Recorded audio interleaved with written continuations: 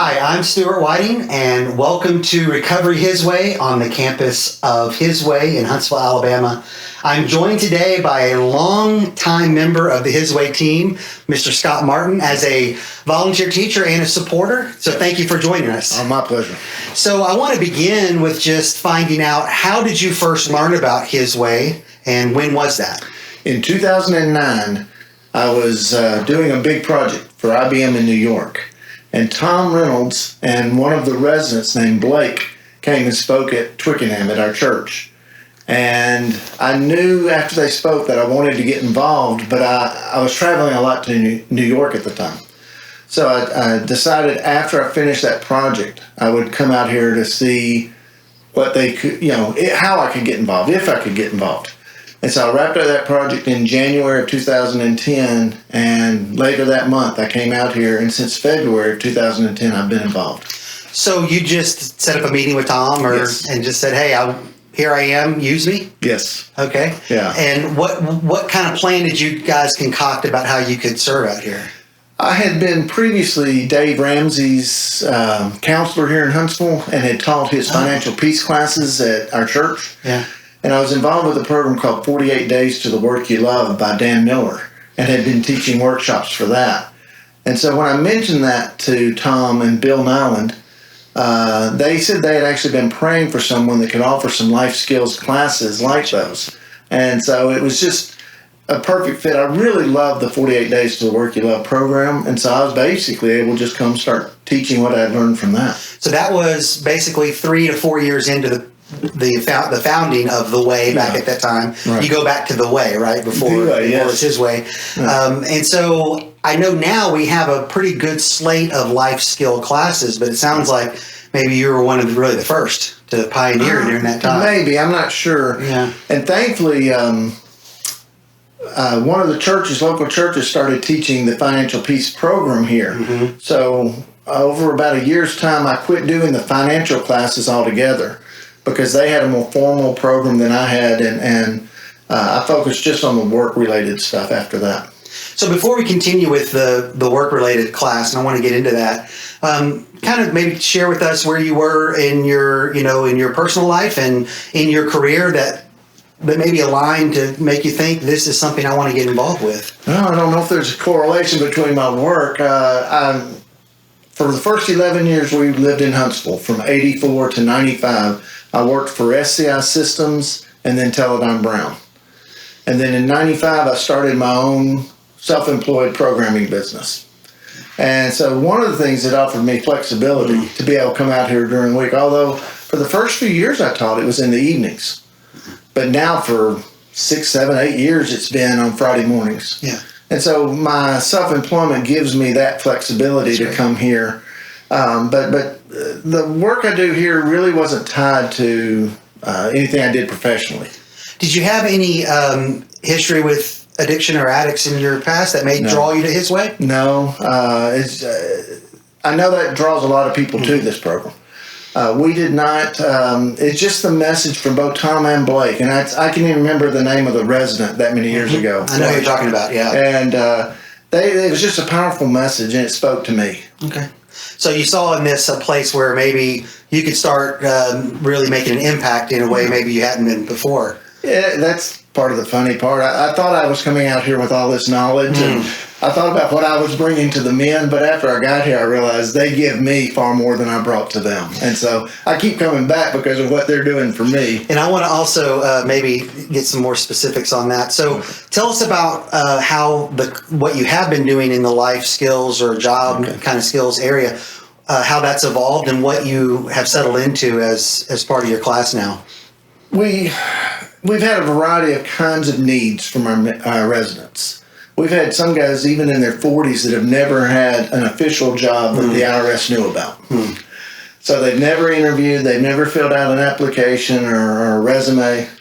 We've had others that were business owners or military officers or preachers for decades even. And so there was a variety of needs and not a common need. But one of the things I found common over a while was because of their addiction, there was a sense of blowing it. that they had felt like they either would never get their chance at success or had it and blew it, and also to the same degree maybe had blown it with God. So my class, as much as anything, focuses on attitude. We talk a lot about belief, confidence, work ethic, many things like that, but I really focus on attitude a lot because for some of the guys it's a matter of believing that they're worthy again. More than capable, because these guys are capable. They're hardworking and they have many skills. But so we talk a lot about confidence and attitude, but mostly how do you find work? How do you get work that you love that's a good fit for skills and passions? And then how do you maintain success at the workplace? Yeah. My experience in that area with the guys has been that many of them have never, if they've had work, but it's always just been something they need for the day, and it's never really thinking of a long-term plan in that area, and it's just whatever work they can get. And there seems to be something, particularly in men, where there's a fulfillment and that comes with finding work you love. Can you speak to that a little bit? Yeah, and probably to a fault we do that. That's true, yeah. Because if we lose our job, we feel worthless, and we haven't lost our worth, but we do get a lot of our sense of worth from our work. And that's why I really like to focus with the men of what their skills are. We all have many skills, different skills. We can do many different jobs, but these guys need to understand first and foremost they have skills that are marketable. But then how many people don't like their work? They have the skills but don't like the work. And so we talk about personality styles and environments, whether you're project-oriented, people-oriented, and help them think about work that would be a better fit. Because a lot of these people using drugs or alcohol had stress as one of the motivations to stay in drugs, if not the reason they got into drugs, was dealing with stress. Well, if you hate your job or if you're unemployed and have bills adding up, stress just adds up. Yeah, for sure. So I want to get them employed as fast as possible. And one of the cool things is during COVID-19, I have not yet heard that we've had a single resident that was eligible for work that didn't have a job. That's right. Which is phenomenal.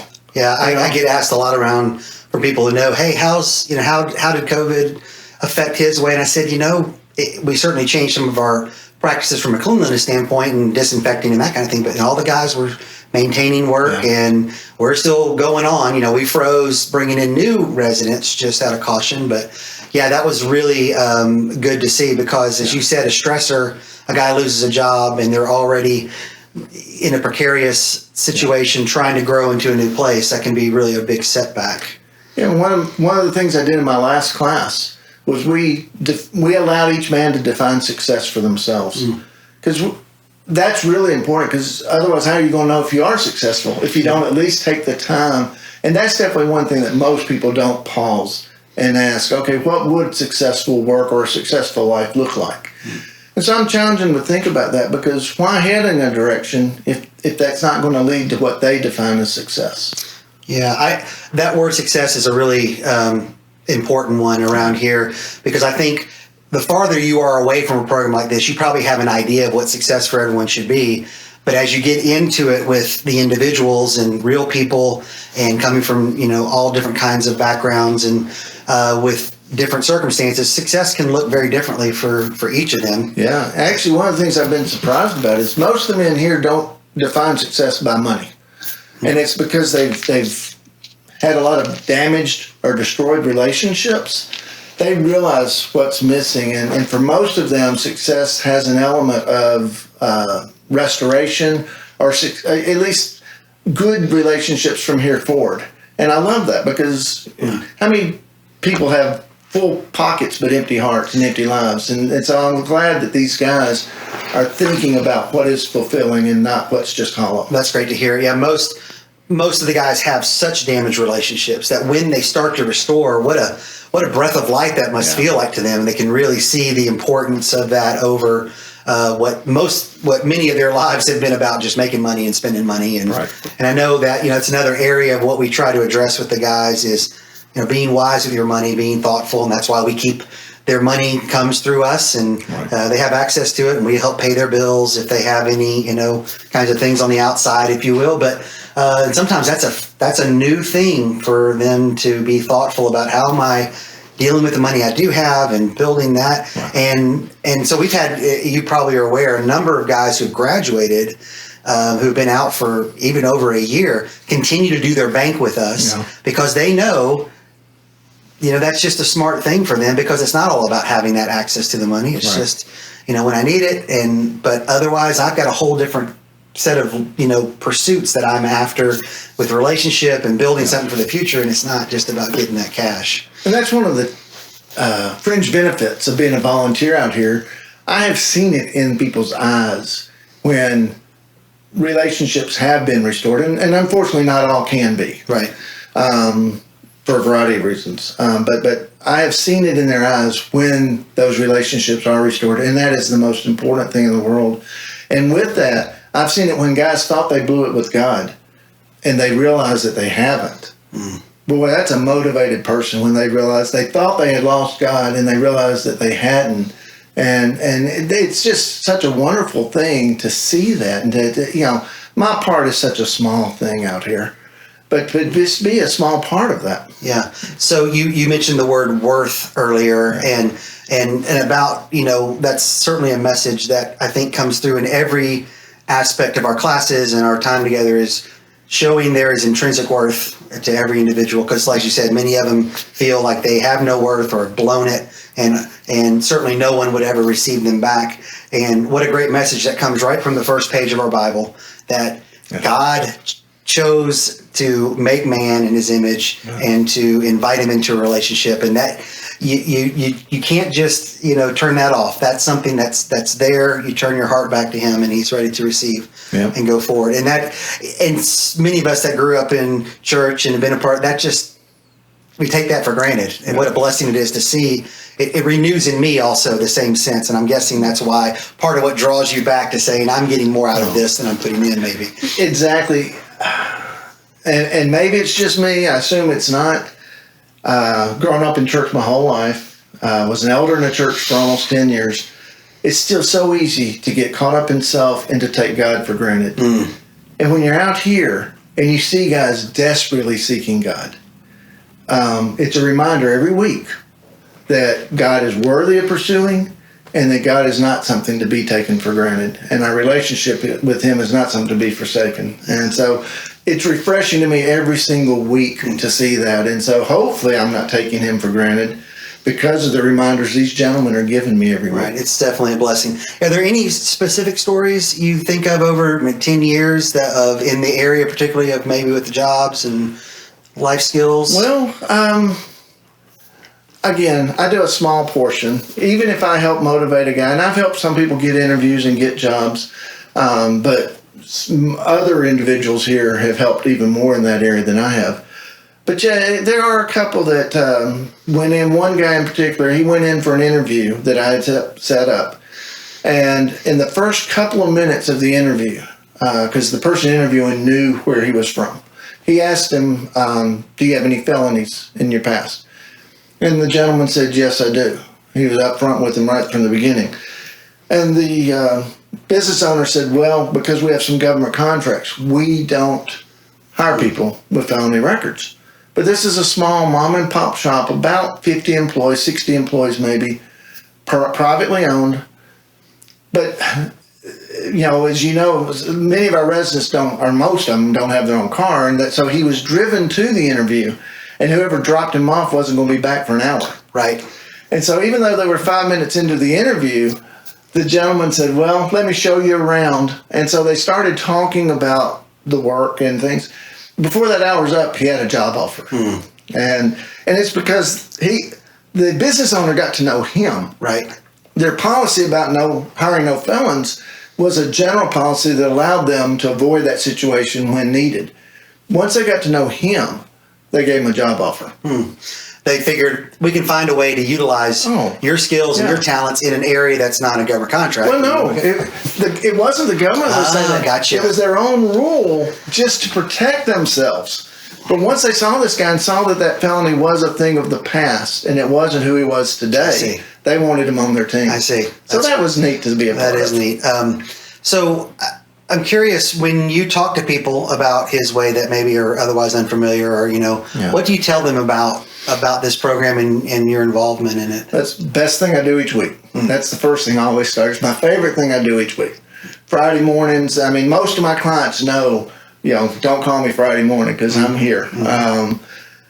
I always tell people too, though, that part of the reason I love being here so much is my involvement with the men. It's the relationships I've developed over 10 and a half years with residents and staff members and such. I would tell them, if they were considering working out here, they're more than welcome to come to my class, just sit in the back of the class, or I'll be happy to step aside and let them teach one of my classes. Everyone has life skills and experiences they can offer these men. Right. Men or women. We need some women out here teaching these guys how to treat women. And so I open my hour of class time to anyone that would like to try it. But it really is the favorite thing I do each week. So I'm guessing that you don't have any plans to move on. No. We're kind of stuck with you, huh? However long Clyde stays, I hope to beat that. Yeah, Clyde made it a pretty long time. Unfortunately, this health failing a little bit. He's not as involved, but I think you're hitting on something that I've also felt as I transition my career out here, that you go for a long time in maybe a stable work environment and a good church home, but you're maybe not really, in a ministry, really doing something where you're part of people who are desperately seeking the gospel. And that's I think it's a daunting task to say, go find that. And what my encouragement always to people is, there are a lot of places like a His Way, like a Huntsville Inner-City Learning Center, or First Stop, or some that I'm aware of. Just go get involved, man. You don't know what it's going to be. You don't know. Maybe you're afraid of what you have to offer, and you start to build a relationship, and you start to see the joy of being living out your faith in front of people. One of the things we all have to offer is friendship. These guys are so appreciative of the work as volunteers do. I'm assuming for the staff too, but my experience with volunteering, my wife was a volunteer nurse here for years. Mm-hmm. They were so appreciative. It's so rewarding for that reason. I would just encourage anyone to get involved. If you can be someone's friend, there's a sense of lack of worthiness, back to that word again. By being their friend and just creating relationship with them, you're helping them if that's all you do. If you don't have anything else to teach them, that's worth it right there. So I would encourage people to do it. Yeah, I don't think many people, again, outsiders, can really appreciate how it must be to not really, they've burned a lot of bridges. Maybe a lot of the relationships they had that are their friends are really just people that are using each other to an ends, and that are quick to go, not someone we would consider a friendship, but in that life circumstance, it's the closest thing they have, and then that's gone. And to be in your 20s and 30s and 40s and on up and not have a sense of belonging anywhere. And part is, you participated in an exercise we went through, it's been about 2 years ago now, in looking at who we were as a ministry. Yeah. And one of our core values is we want to be a Christ culture. And that's it's a simple word to say, but we want it to come out in everyone who teaches and everyone who's on staff and everyone around, because when our residents experience, these are people that are just trying to do the best for me just because.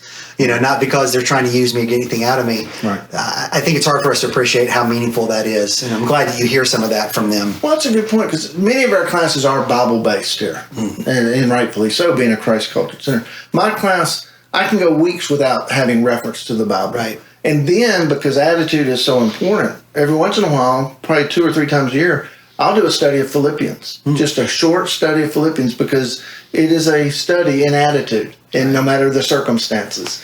And so I can go months without the Bible being part of it, and then I can go weeks or 2 or 3 weeks where that's a whole focus. So again, if someone feels they don't have a lot of Bible knowledge, they can surely still offer through life skills what we offer, and vice versa. If someone doesn't think they have skills to offer, right, But Bible knowledge, all those things are useful out there. Yeah, and my class is the same way. I do communication, and there are times I will use Bible passages to maybe make a point or to use as a reading exercise, but by and large, that's not at the center of what I'm doing. And yet, we know that just mature Christians being there, we're still bringing a mindset and a worldview that is quite different to what you're going to get in a lot of other places. Here's one other thing I'd say to people that are thinking about getting involved, especially here, because I know here versus other ministries, although I bet it's the same there too.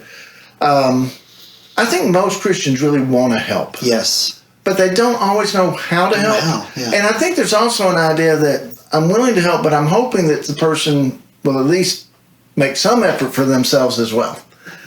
The men here are working far harder to improve their lives than I put into an hour's worth of class. Mm-hmm. And so not only am I helping guys that are actually really trying to help themselves, I reach out to them to try to help. So it's a very tangible thing I feel I can do.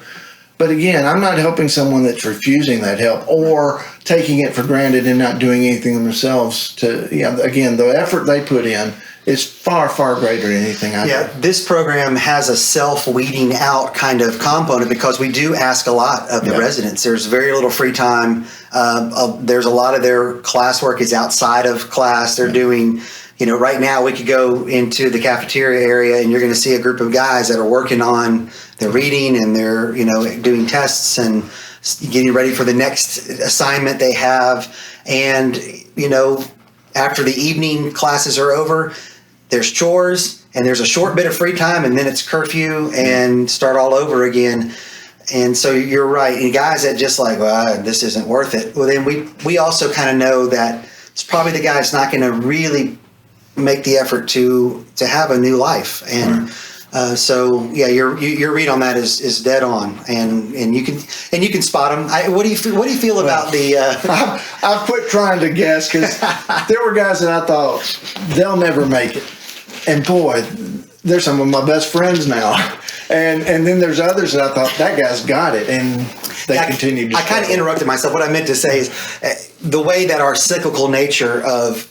You can tell when a guy's kind of coming in and trying to get oriented, right, to what's happening. Because there's probably times you get a guy on Friday morning that's only been here since Thursday afternoon, and still not, maybe they're still not coming down. They're not really in my class, even though they're sitting there. Yeah. But you see them mature and start to contribute and be a part of it. I always appreciate that part of it too. Well, one more of my favorite stories that goes along with what we're talking about here is. We had a gentleman for the first 3 months here. He was, I won't say too much, but he was caught drinking on the job. But it was a high-profile job, and there was significant consequence to that. Not just the loss of the job, but some other stuff as well. And for the first 3 months he was here, everything was his ex-wife's fault. Mm-hmm. This is his ex-wife to start with. But the reason he was drinking on the job was her fault. On and on and on. And so this is one of those guys that I thought, this guy's never going to get it. And it wasn't me. I'd love to take credit, but it wasn't me. Something changed. And after the third month he was here, all of a sudden, it was his fault. And he took ownership of what was going on. And the last 3 months he was here were so different than the first three. And the gentleman was so different than the first 3 months. And so that's, again, it is so neat when you get to see that transition. Sometimes it's very gradual, not just over 6 months, but over many years. And sometimes it's almost overnight, like it was in this gentleman's case. Yeah, and I immediately start smiling. I don't know who you're talking about, although maybe if you said the name, I might know. But I know of other situations like that. Yeah. And then I have to kind of stop myself and say, if I really believe in the power of the Spirit and the transforming nature of the gospel, then maybe, I should expect that. But I still love the sense of wonder when it happens, and I hope other Christians are involved in places where they can see that, because it reminds you of what a special kingdom we're a part of. Because it can just take a person who, like you said, you think is beyond the pale, and then we've got guys on staff here who started out their journeys that way here on campus, and now they decided. I'm thinking of one guy in particular who's decided to give up a pretty lucrative career to be part of this staff because he wants to be able to help transform the next guy, be a part of that transformation, and it gets a hold of you, and you're willing to put your life towards it. It's really Daryl special. Floyd is resident manager, resident director. Resident director. Call him. He's sort of like the operations manager or whatever. I'm not quite sure how to describe it, but since he was a resident here, out of prison, I've declared myself the president of the Daryl Floyd fan club. And I'll fight you for that. So that's one of the neat things. And I remember when Daryl graduated. Yeah, you would have been here when he came through. Prison guards came from Limestone to be at his graduation, and they hadn't seen him in months. And that tells you the kinds of people we have. Even someone who'd been in prison for a long time. Yep. And that's one of the neat things, because before I experienced that, I didn't know if I thought that was possible. Right. That's right. Yeah, we have to, again, the farther you are away from it, it's easier to think you understand it. What's the face of addiction? It's like, well, that you can't that's the question, shows that you're not going to find an answer to that because it's everybody, and you can find every demographic. And I'm guessing, so you've been here for over 10 years. You've probably been here. There's probably been 700 plus guys have come through during that time, and you name it, right? You name what spectrum they're on with their education level, with their economic status, all of it, right? Right. Yeah, we still only had one building at the time I first started coming out here. And now we've 5 or 6. I don't know. We have 4 dorm houses and a big community center and it's really grown a lot. And so thank you for being a part of that. I know you keep saying it's a small part, but it's a meaningful part, and that's all we can do is our bit. And I feel the same way. I'm here full time, but I see all the other great work, and it's a team effort, and it's God given the growth, and that's all we can ask for. It's a neat team to be a part of. All right. Well, thank you for joining with us today, Scott. My pleasure. If you would like any more information about His Way, please visit our website at hiswayinc.org.